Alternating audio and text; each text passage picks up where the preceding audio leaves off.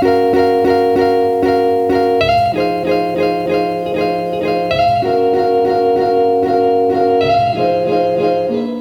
here we are again with another video about playing solo dolo, solo queuing, or whatever the hell you call it. And you may think to yourself that you guys already know how I feel about this, which is that I fucking hate it. I honestly don't know what I could have done to give you that impression. Going in solo sucks. It's fucking horrible. I hate it. So anyway, what's going on YouTube? My name is Dom, and here in this video I'm going to be talking about my new favorite way to improve and to actually get better in the game. Now this all started when one day I was playing and nobody was on, so I was like, fuck it, I really want to play, so I'm going to go ahead and I'm going to solo queue.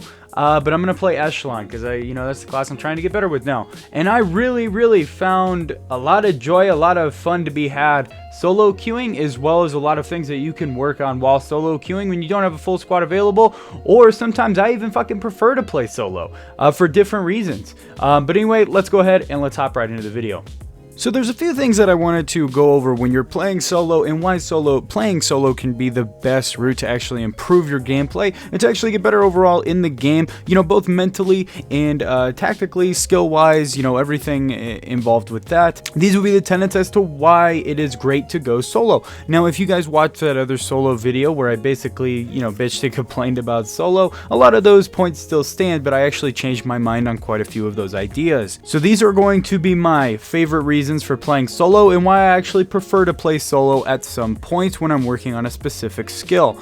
So the first reason I like to play solo is it keeps you 100% focused. You have to be 100% invested into what you're doing in order to be successful. And you have to really understand what's going on the battlefield, where you are in relation to your other teammates, when enemy drones are going to be going up, where the access point or where the objective is in relation to you at all times. You also have to pay attention to your surroundings. Do you hear suppressed gunfire? Do you hear footsteps? Where did you see these people last? And where is the logical place that they would be going based off the previous intel that you gathered? Now, number two is being self-reliant. This kind of goes into the keeping focus part, but you have to be self-reliant in terms of you have to be able to listen to see if there's a diversionist drone that's above you. You can't rely on somebody else. You have to make sure that you're crossing in places and that you're moving in specific directions where other people have a lower likelihood of seeing you from across the map and binoing you or something like that. You also have to be aware of when other drones are going to be going up. So after you shoot down a scout drone, after you shoot down a toxic drone or whatever, when is that fucker going to be coming up again? You have roughly 35 to 40 seconds to get moving, to move to your next position. It also makes it so that you have to gather your own intel. That's when you're playing solo, I would say Point Man, Predator, and other assault classes or other classes that can't gather their own intel are very weak, unless you're playing on a map like Quarry or Scrapyard, where it's very open and you don't necessarily have to gather your own intel.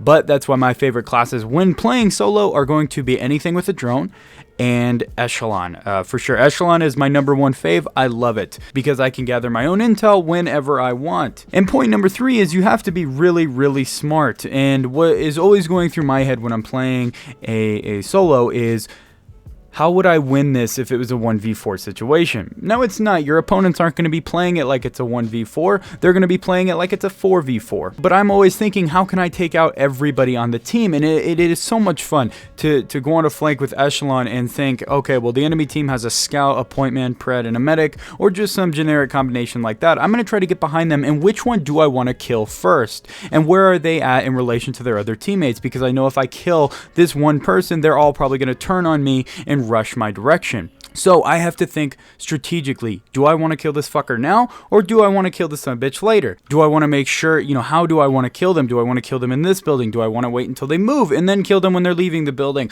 Or do I want to proxy mine all the entrances and wait for them to leave on their own? How am I going to address this situation? That's what's so fun to me. What I do a lot of the times is I'll find the straggler that's in the back. Oftentimes it's a scout, a medic, diversionist, or something like that. And I will find them and I will get as close as I possibly can to them and send out my sonar pings to see if they're the only one in the area or how close another one of their teammates is. And depending on that information that I gather, I will go in and I will storm the building and fuck them up. But I will make sure that I do it stealthily. Now, point number 4, which is I think the most important part of this whole thing, is that your mistakes will be severely punished. More than in a 4v4 or when you are fully squatted up, because when you are fully squatted up, you will have somebody watching your back a majority of the time. You'll have somebody with a drone providing oversight. But in these situations, you do not have anybody watching you. You cannot count on anybody to get your back and tell you where people are at or what they see. So if you make a mistake, if you run when you should have walked, if you sprint when you should have crouch walked, if you move when you should have stayed still, or you stay still when you should have moved, those things are going to kick you in the ass, which is perfect. It's exactly what you need, because you do not get better from winning all the time. You get better from your losses. And that is why I love solo queuing the most, because when I die, I think, how the fuck did I get killed? And I never blame it on my other teammates either, because they don't know what you're thinking and you don't know what they're thinking. So they're just kind of they're just kind of there. They're almost like AI, almost is how I think about it. And you cannot count them to dig your ass out of a hole if you dig that hole yourself. So you really have to be conscious of what you are doing to either aid your success or to get yourself in the grave. So that is why I love solo queuing the most. But please let me know what you guys think down in the comment section below.